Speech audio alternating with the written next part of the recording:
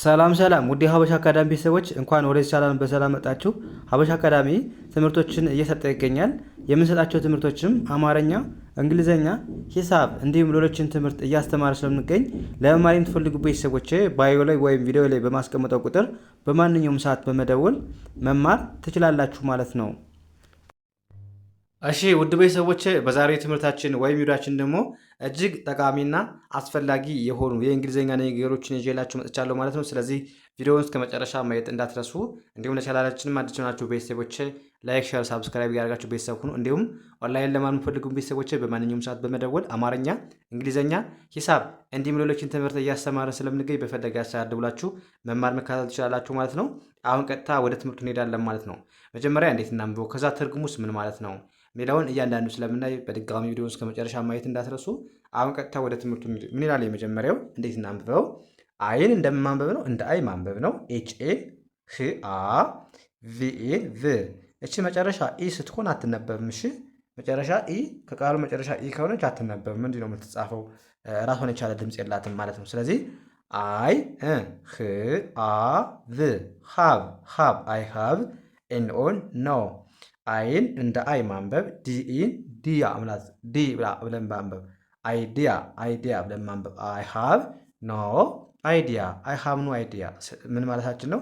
ሀሳብ የለኝም ምንም ሀሳብ የለኝም ስንል አይ ሃቭ ኖ አይዲያ ማለት እንችላለን። ማለት አይ ሃቭ ስትሉ አለኝ እያላችሁ ነው።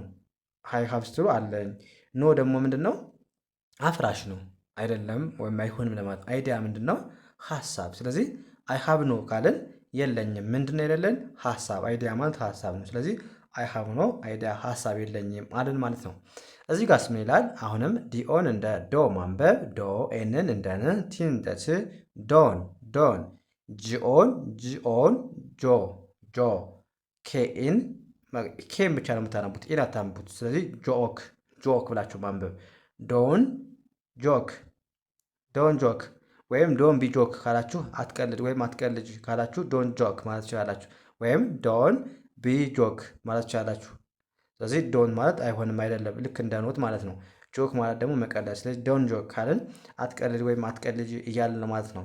ከዛ እዚህ ጋር ዲአይን እንደማንበብ ነው፣ እንደ ዲ ማንበብ ዲን እንደ ድ ዲኢድ ዲኢድ ዲኢድ ዋይ ኦዩን በአንድ ላይ ዩ ለማንበብ ዩ ኤስኢን ሲ ብለን ማንበብ በአንድ ድምፅ ኢ የሚል ድምፅ ያላቸው ሁለቱም ኢ ሲ ብለን ማንበብ ዲድ ዩ ሲ ዲድ ዩ ሲ ምን ማለት ነው?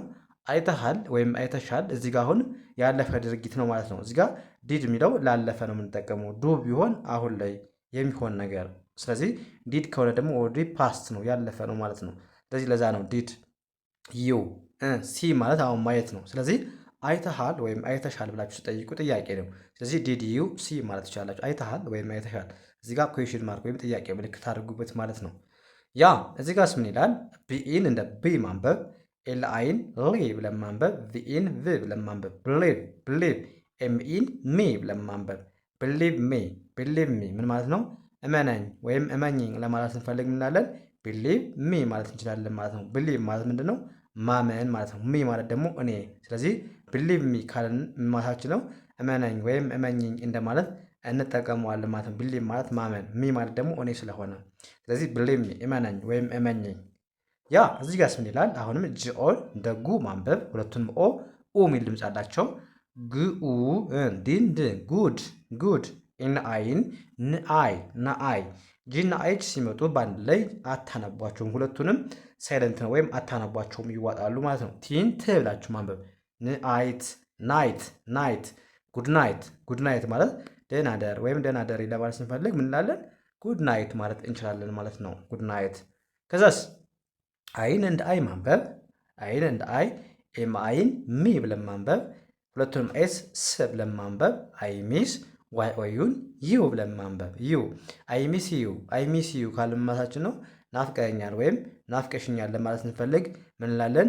አይ ሚስ ዩ አይ ሚስ ዩ አይ ሚስ ዩ እንላለን ማለት አይ ሚስ ዩ ናፍቀኛል ወይም ናፍቀሽኛል። ከዛ እናንተ የምትመልሱ ጥያቄ ያለ በጣም ቀላል ነው። ምን ማለት ነው?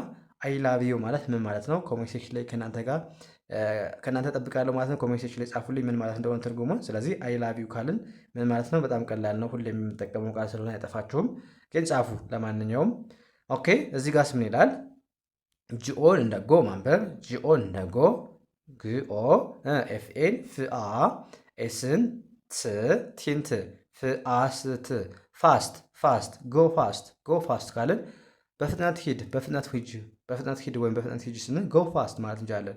ጎ ማለት መሄድ፣ ፋስት ማለት ፍጥነት መፍጠን ፈጣን ማለት ነው። ስለዚህ ጎ ፋስት በፍጥነት ሂድ ወይም ሂጅ። ከዚያስ እዚህ ጋር ዲኦን ዶም ለማንበብ ኤንን ዶን ቲንት ዶን ኤልአይን ላይ ለማንበብ ላይ ለማንበብ ዶን ላይ ካልን የሆነ ሰው አትስረቅ፣ ይቅርታ አትስረቅ ሳይሆን አትዋሽ ነው። እዚህ ጋር ላይ ማለት መዋሸት አይደለ።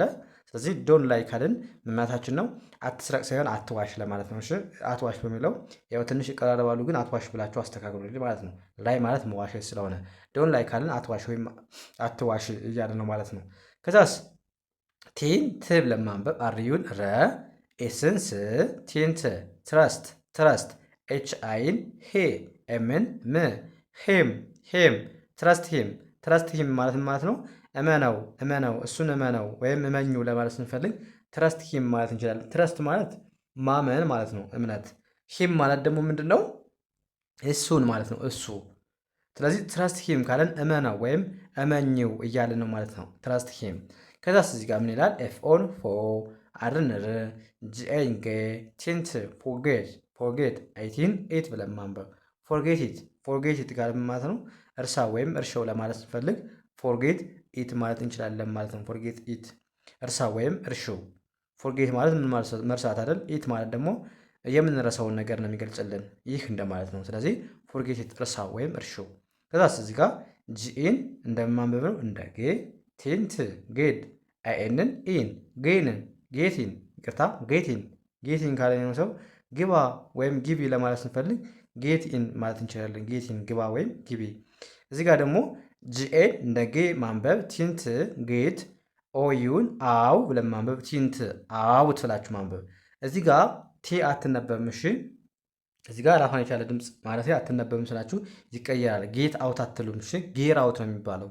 ጌር አውት ሳይሆን ሲነበብ ሲጻፍ ነው የሚጻፈው እንጂ ሲነበብ ጌር አውት ላችሁ የምታነቡት። ጌር አውት ማለት ውጣ ወይም ውጭ። ጌር አውት ወይም እንጂ ጌት አውት ካላችሁ ልክ አይደለም። ስለዚህ ጌር አውት ብላችሁ ማንበብ። ጌር አውት ማለት ውጣ ወይም ውጭ ማለት ነው። እዚህ ጋር ደግሞ እናንተ የምትሉት ጥያቄ ያለ አሁንም ድሮፕ ሚ ማለት ምን ማለት ነው? ድሮፕ ሚ ማለት ድሮፕ ሚ ምን ማለት ነው? ኮሜንት ሴክሽን ላይ ያስቀምጡልኝ። እንደዚህ ጋር በቀላሉ የእንግሊዝኛ ክህሎታችሁን ማዳበር ማሻሻል ትችላላችሁ ማለት ነው። ስለዚህ ለበለጠ ደግሞ ከመሰረቱ መማር የምትፈልጉ ቤተሰቦች በማንኛውም ሰዓት ደውላችሁ ባላችሁበት ሆናችሁ መማር መከታተል ስለምትችሉ ደውላችሁ አናግሩኝ ማለት ነው። ስለዚህ የዛሬ ቆይታችን እዚህ ጋር እናበቃለን። ቀጣይ በሌላ ትምህርት እስከምንገናኝ መልካም የተመኙላችሁ ሰናይ ጊዜ